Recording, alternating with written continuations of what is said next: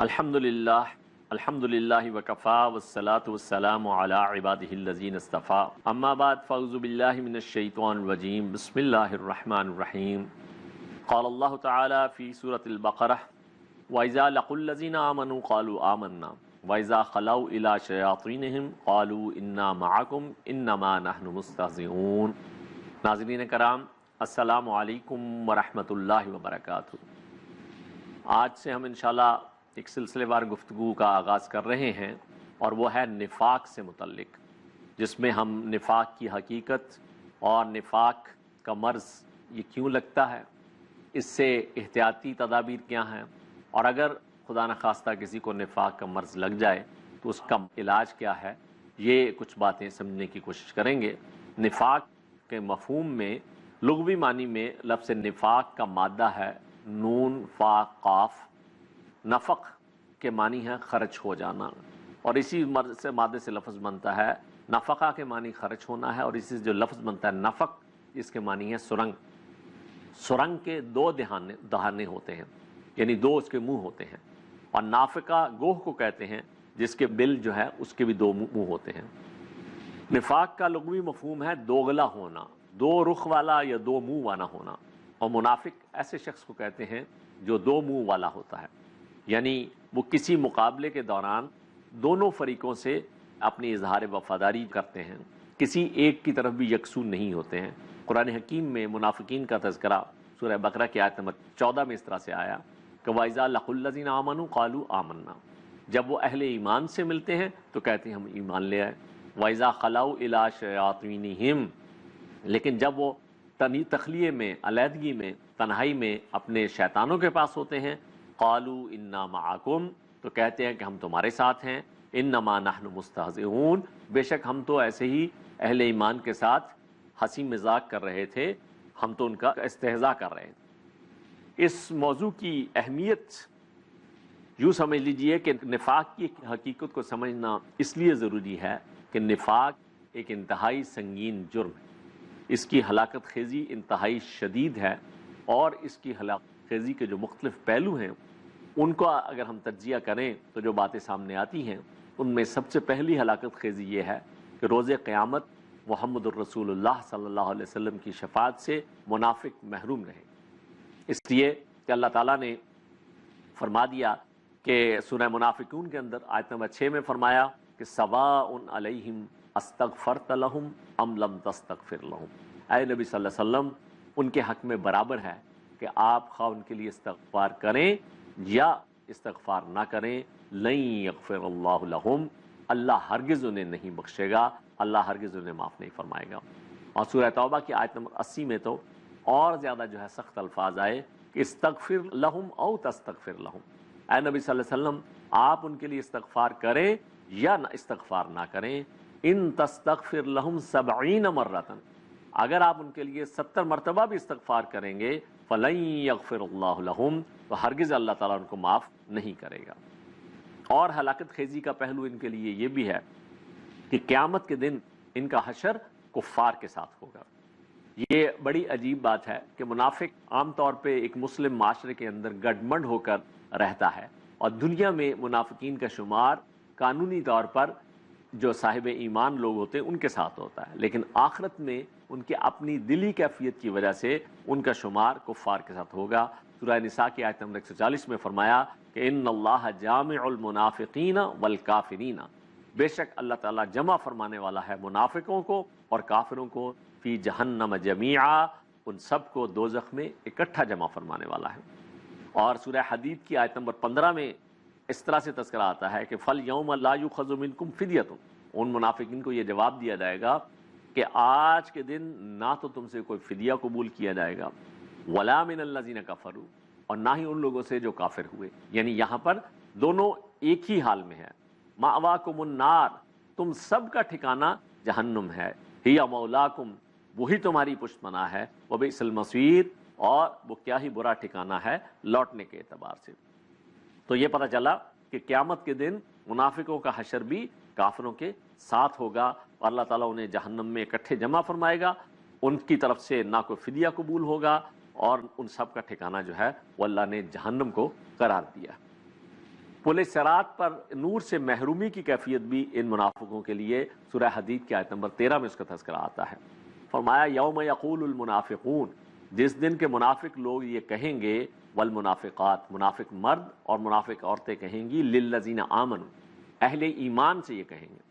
اس سے پہلے اس میں جو ہے وہ یہ بات واضح ہے کہ اہل ایمان جن کے لیے اللہ تعالیٰ جو ہے جن کو اپنے فضل سے جنت سے نوازے گا، اور وہ اپنے نور ایمان اور نور اعمال کی روشنی میں وہ آخرت کی جو کٹھن مرحلے ہیں ان کو آسانی سے طے کر رہے ہوں گے، تو اس وقت یہ منافق لوگ مرد اور منافق عورتیں اہل ایمان سے کہیں گے، انظرونا،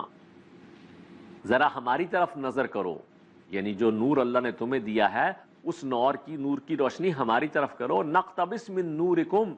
تاکہ ہم تمہارے نور سے کوئی اقتباس لے لیں، کوئی چنگاری ہم بھی لے کر جو ہے اپنا نور سلگانے کی کوشش کریں۔ قیل ارجعوا وراءکم، انہیں حکم ہوگا کہ کہا جائے گا کہ اپنے پیچھے لوٹ جاؤ، یعنی پیچھے دنیا کی طرف اگر واپس جا سکتے ہو تو لوٹ جاؤ، فلتمسوا نورا، اور نور تلاش کرو، یعنی یہ نور تلاش کرنے کی جگہ آخرت نہیں ہے، یہ نور تو دنیا میں اللہ نے جو مہلت دی تھی اس کے درمیان جو ہے تمہیں نور ایمان اور نور اعمال جو ہے وہ جمع کرنا تھا، جس سے تم محروم رہے، تو اب واپس اگر جا سکتے ہو ادھر چلے جاؤ اور اپنا نور تلاش کرو۔ فضرب بینہم بسور، اور پھر ان کے درمیان ایک فصیل، ایک دیوار جو ہے وہ کھڑی کر دی جائے گی، لہو باب، جس میں ایک دروازہ ہوگا، باطنہ فیہ الرحمہ، جس کی اندرونی جانب تو رحمت ہوگی، وظاہرہ من قبلہ العذاب، اور اس کی بیرونی جانب عذاب ہوگا۔ یعنی یہاں پر بھی جو ہے یہ بتایا گیا کہ یہ وہ محروم لوگ ہیں جو اس دن نور سے محروم ہوں گے، اہل ایمان سے نور جو ہے وہ حاصل کرنے کی کوشش کریں گے، لیکن ان کو ان کے درمیان یہ ایک فصیل حائل کر دی جائے گی، جنتی جنت میں چلے جائیں گے، اور یہ منافقین جو ہیں یہ جہنم میں پریشان ہوں گے۔ اسی طریقے سے ان کے بارے میں یہ بھی تذکرہ آتا ہے منافقین کے کہ جہنم کے سب سے نچلے گڑھے میں ہوں گے۔ سورہ نساء کی آیت نمبر 145 میں فرمایا کہ ان المنافقین فی الدرک الاسفل من النار، بے شک منافق لوگ جہنم کے سب سے نچلے ترین گڑھے میں ہوں گے، ولن تجد لہم نصیرا، اور آپ ان کے لیے کوئی مددگار نہیں پائیں گے۔ اس حوالے سے ایک بہت بڑا مغالطہ بھی اکثر جو ہے مسلمانوں کو لاحق رہتا ہے کہ منافقین صرف دور نبوی کے ایسے لوگ تھے جنہوں نے اسلام کا لبادہ اوڑھ رکھا تھا، لیکن اندر خانے وہ اسلام کے خلاف سازشیں کرتے رہتے تھے۔ اس وجہ سے اکثر مسلمان اپنے بارے میں منافق ہونے کا کوئی امکان محسوس نہیں کرتے۔ اس مغالطے کا نقصان یہ ہے کہ قرآن مجید کی وہ ساری آیات اور احادیث مبارکہ محمد الرسول اللہ صلی اللہ علیہ وسلم کی جن میں منافقین کا ذکر ہے، ہم اپنے آپ کو ان سے غیر متعلق سمجھ کر گزر جاتے ہیں۔ ہم سمجھتے ہیں کہ ان کا ہم سے کوئی تعلق نہیں ہے، یہ تو جو دور نبوی صلی اللہ علیہ وسلم میں منافق لوگ تھے ان سے متعلق ہے، حالانکہ ان میں وہ ساری کی ساری اگر ہم وہ نشانیاں دیکھیں، وہ علامات دیکھیں جو بتائی گئی ہیں، تو وہ ہمارے معاشرے میں بھی بڑی کثرت سے پائی جاتی ہیں، لیکن ان آیات کے حوالے سے ہمارے اندر جو اثر ہونا چاہیے، جو ہمیں اگر ہم ان کو اپنے سے ریلیونٹ سمجھیں گے، اگر ہم اس میں ان کے اندر اپنا تذکرہ پائیں گے تو یقیناً ہم اس کے حوالے سے اپنی اصلاح کی کوشش بھی کریں گے۔ لیکن ہمارا معاملہ تو وہ ہے جو شاعر نے کہا قرآن کی فریاد نامی ایک نظم کے اندر کہ دل سوز سے خالی رہتے ہیں، آنکھیں ہیں کہ نم ہوتی ہی نہیں، کہنے کو میں ایک ایک جلسے میں پڑھ پڑھ کے سنایا جاتا ہوں۔ اس حوالے سے صحابہ کرام رضوان اللہ علیہم اجمعین اور تابعین، وہ ان کی حساسیت جو نفاق کے حوالے سے تھی، ان کے بارے میں آتا ہے۔ ایک تابعی ابن ابی ملیکہ رحمۃ اللہ علیہ فرماتے ہیں کہ میں نے رسول اللہ صلی اللہ علیہ وسلم کے 30 صحابہ کرام رضوان اللہ علیہم اجمعین سے ملاقات کی، وہ سب کے سب اپنے بارے میں نفاق کا خوف رکھتے تھے، ان میں سے کسی ایک کا بھی یہ دعویٰ نہ تھا کہ وہ حضرت میکائیل اور حضرت جبرائیل کے ایمان پر ہوں۔ اس حوالے سے ایک بڑی پیاری روایت مسلم شریف میں اللہ کے رسول صلی اللہ علیہ وسلم کی ملتی ہے۔ اللہ کے رسول صلی اللہ علیہ وسلم کے ایک صحابی حضرت حنظلہ ابن ابی رضی اللہ تعالیٰ سے روایت ہے کہ انہوں نے فرمایا کہ میں حضرت ابو بکر رضی اللہ تعالیٰ سے ملا تو انہوں نے پوچھا کہ اے حنظلہ کیسے ہو؟ میں نے کہا نافق حنظلہ، کہ حنظلہ تو منافق ہو گیا۔ انہوں نے فرمایا سبحان اللہ، کیا کہہ رہے ہو؟ میں نے کہا جب ہم اللہ کے رسول صلی اللہ علیہ وسلم کے پاس ہوتے ہیں، آپ صلی اللہ علیہ وسلم ہم سے جنت اور جہنم کا ذکر فرماتے ہیں تو محسوس ایسا ہوتا ہے گویا ہم یہ حقائق اپنی آنکھوں سے دیکھ رہے ہیں۔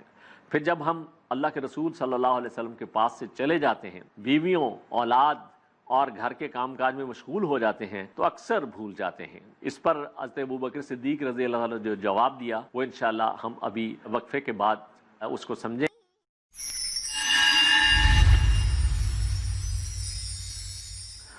بسم اللہ اولہ و آخرہ۔ حضرت ابوبکر صدیق رضی اللہ عنہ نے فرمایا کہ اللہ کی قسم میرا بھی یہی حال ہے۔ پھر حضرت حنظلہ فرماتے ہیں کہ میں اور حضرت ابوبکر چلے یہاں تک کہ اللہ کے رسول صلی اللہ علیہ وسلم کی خدمت میں پہنچے۔ میں نے عرض کیا یا رسول اللہ صلی اللہ علیہ وسلم نافق الحنظلہ، حنظلہ تو منافق ہو گیا۔ رسول اللہ صلی اللہ علیہ وسلم نے دریافت فرمایا کہ کیسے؟ میں نے عرض کیا کہ ہم آپ صلی اللہ علیہ وسلم کے پاس ہوتے ہیں، آپ صلی اللہ علیہ وسلم جہنم کے اور جنت کا ذکر فرماتے ہیں تو محسوس ہوتا ہے کہ گویا ہم یہ حقائق اپنی آنکھوں سے دیکھ رہے ہیں، ہم ان ساری چیزوں کا اپنا چشمدید مشاہدہ کر رہے ہیں۔ پھر جب ہم آپ صلی اللہ علیہ وسلم کے پاس سے چلے جاتے ہیں، بیویوں، اولاد اور گھر کے کام کاج میں مشغول ہو جاتے ہیں تو اکثر بھول جاتے ہیں۔ اس پر اللہ کے رسول صلی اللہ علیہ وسلم نے فرمایا کہ اس ذات کی قسم جس کی قبضہ قدرت میں میری جان ہے، اگر تم اس حالت میں ہمیشہ رہو جس میں میرے پاس رہتے ہو اور ذکر میں مشغول رہو تو یقیناً فرشتے تم سے بستروں اور راستوں میں مسافہ کریں، لیکن اے حنظلہ یہ کیفیت تو کبھی کبھی ہوتی ہے۔ آپ صلی اللہ علیہ وسلم نے 3 مرتبہ یہ بات ارشاد فرمائی۔ تو اسے آپ اندازہ فرمائیں کہ اللہ کے رسول صلی اللہ علیہ وسلم کے صحابی حضرت حنظلہ رضی اللہ تعالیٰ عنہ، ان کو صرف اپنی دلی کیفیات میں یہ فرق کہ جو محمد الرسول اللہ صلی اللہ علیہ وسلم کی صحبت میں جو نور ایمانی اور جو ایک یقین کا جلوہ ہر وقت ان کو جو ہے پیش نظر رہتا تھا، جب وہ آپ صلی اللہ علیہ وسلم کی مجلس اور محفل سے ہٹ کر دنیا کے کاروبار اور گھر بار اور دوسری مشغولیتوں میں اگر وہ حضوری قلب نہیں رہتی ہے تو انہیں اپنے منافق ہونے کا اندیشہ ہو رہا ہے۔ اور یہاں معاملہ یہ ہے کہ ہم اللہ کو بھولے ہوئے، آخرت کو بھولے ہوئے، رسول صلی اللہ علیہ وسلم کی سنت کو بھولے ہوئے، لیکن اس کے باوجود کمی ہمیں اس بارے میں اندیشہ محسوس نہیں ہوا۔ پتہ چلا کہ اس بارے میں فکر مند رہنا یہ ایمان حقیقی کی علامات میں سے۔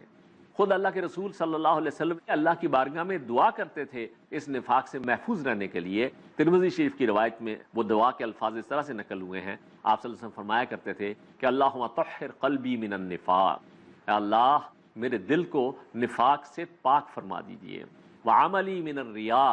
اور میرے عمل کو دکھاوے سے، ریاکاری سے پاک فرما دیجئے۔ اس لیے کہ ریاکاری اور دکھاوا یہ تو شرک کی قسمیں ہیں۔ کوئی عمل، یہ بات جو ہے بہت اچھی طرح سے سمجھ چکے ہیں کہ عمل ہونا چاہیے صرف اللہ کی رضا کے لیے، آخرت کی فلاح کے لیے، آخرت کے اجر کے لیے۔ اس لیے فرمایا کہ اللہ تو میرے دل کو نفاق سے پاک فرما دے اور میرے عمل کو دکھاوے سے، ریاکاری سے پاک فرما دے، وَلِسَانِي مِنَ الْكَذِبِ، اور میری زبان کو جھوٹ سے پاک فرما دے، وَعَيْنِي مِنَ الْخِيَانَةِ، اور میری نگاہ کو خیانت سے پاک فرما دی، فَإِنَّكَ تَعْلَمُ خَائِنَةَ الْأَعْيُنِ وَمَا تُخْفِي الصُّدُورُ، بے شک اے اللہ تو نگاہوں کی خیانت سے بھی آگاہ ہے، اور جو کچھ جو ہے سینے چھپاتے ہیں، جو دلوں کے اندر نیتیں اور ارادے ہیں تو ان سب سے واقف ہے۔ تو آپ اندازہ فرمائیے محمد الرسول اللہ صلی اللہ علیہ وسلم سے پاکیزہ دل،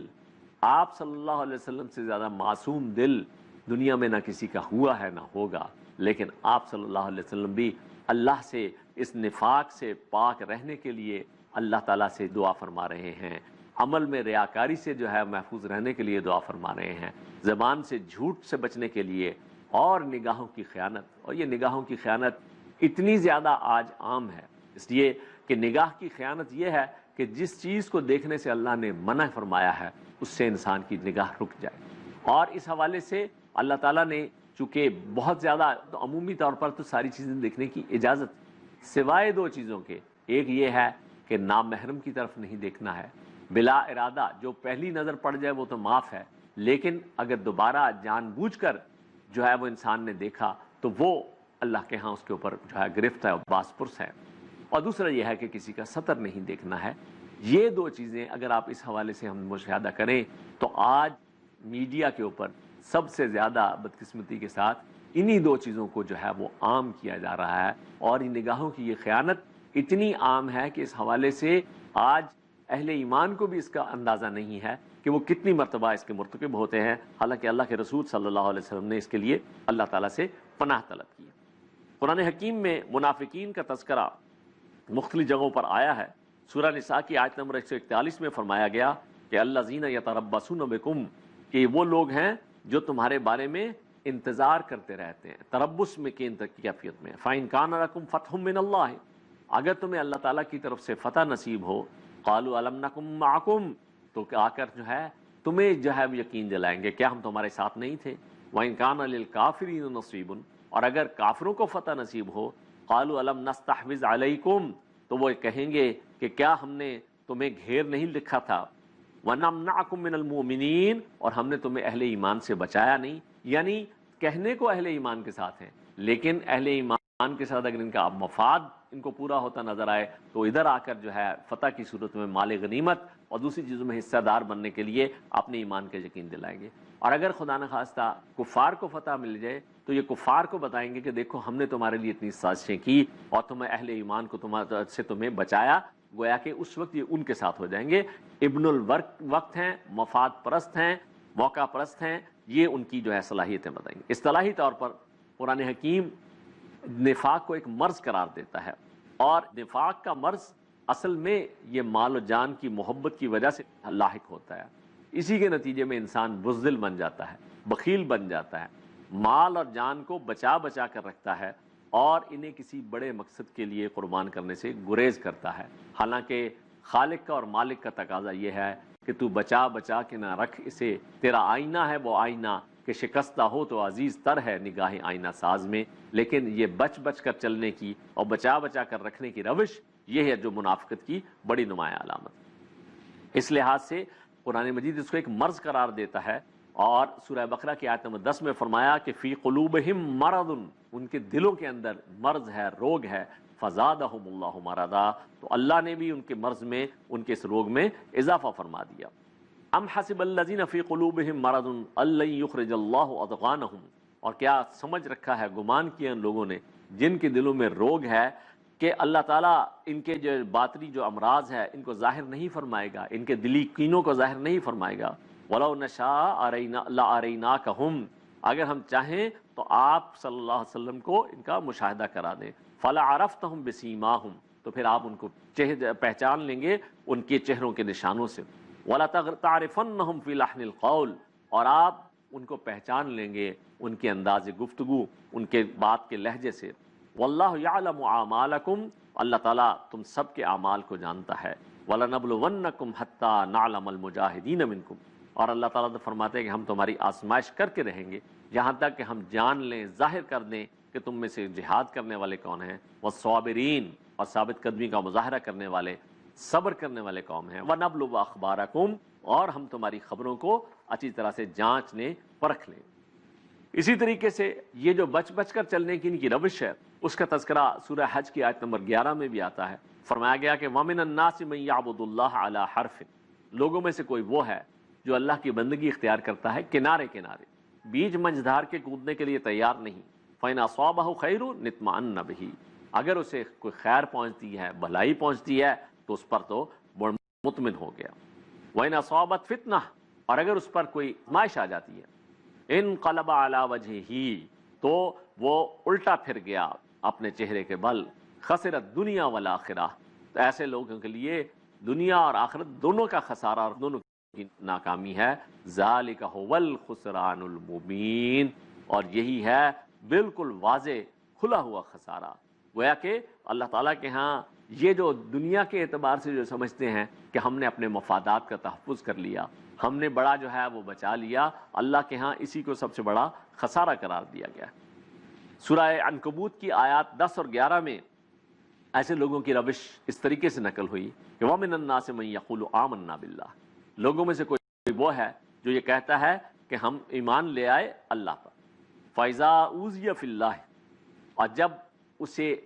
کوئی تکلیف پہنچے، اذیت دی جائے اللہ کی راہ میں، جعل فتنۃ الناس کعذاب اللہ، تو وہ بنا لیتا ہے، وہ ٹھہراتا ہے جو لوگوں کی طرف سے آزمائش ہے اس کو اللہ کے عذاب کی طرح جو ہے وہ سمجھنے لگتے ہیں۔ وَلَئِن جَاءَ نَصْرٌ مِّن رَّبِّكَ، اور اگر آ جائے تمہارے رب کی طرف سے نصرت، یعنی فتح تائید، لَيَقُولُنَّ إِنَّا كُنَّا مَعَكُمْ، تو وہ ضرور کہیں گے کہ ہم تمہارے ساتھ. أَوَلَيْسَ اللَّهُ بِعَالِمٍ فِي صُدُورِ الْعَالَمِينَ، کیا اللہ خوب نہیں جانتا ہے جو کچھ کے جہان والوں کے سینوں میں ہے. وَلَا يَعْلَمَنَّ اللَّهُ الَّذِينَ آمَنُوا، تو اللہ تعالیٰ تو خوب اچھی طرح سے جانچ کر پرکھ کر رہے گا، جان کر رہے گا حقیقی ایمان والوں کو. وَلَا يَعْلَمَنَّ الْمُنَافِقِينَ، اور اللہ تعالیٰ یہ خوب اچھی طرح سے جانچ کر پرکھ کر ظاہر کر کے نمایاں کر کے رہے گا منافقوں کو. تو اس سے جو ہے وہ یہ بات بڑی واضح طور پر سمجھ میں آ گئی کہ یہ نفاق کا مرض اور اس مرض میں مبتلا لوگ، ان کی کیفیات قرآن مجید ان کا بڑی تفصیل کے ساتھ تذکرہ کرتا ہے. نفاق کا مرض کس صورت میں پیدا ہوتا ہے؟ جس معاشرے میں بھی کوئی انقلابی تحریک، کوئی انقلابی دعوت زور پکڑتی ہے تو اب اس کے لیے مال و جان کی قربانی کا تقاضا واضح ہو کر سامنے آ جاتا ہے. تو ان حالات میں تین گروہ جو ہے وہ بڑی ملازمت وجود میں آتے ہیں. ان میں سے پہلا گروہ وہ ہے جو مال و جان کے ساتھ اس دعوت حق کی حمایت کرنے والے ہیں، اور دوسرا گروہ وہ ہے جو اس کی ڈٹ کر مخالفت کرنے والے ہیں، کھلم کھلا ظاہری طور پر نمایاں طور پر جو ہے اس کے خلاف جانے والے ہیں. اور تیسرا گروہ وہ ہوتا ہے جو درمیان کے، بین نہ ادھر کے اور نہ ادھر کے.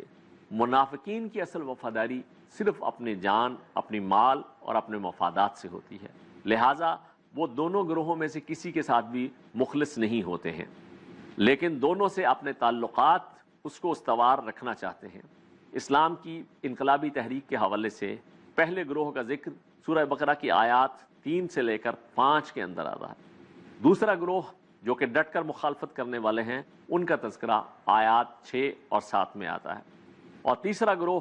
جو کہ منافقین کا ہے، سب سے زیادہ تفصیلی تذکرہ ان کا آیات 8 تا 16 میں آیا ہے. آج کے معاشرے میں کوئی انقلابی تحریک زور نہیں، چونکہ اس وقت کوئی انقلابی تحریک جو ہے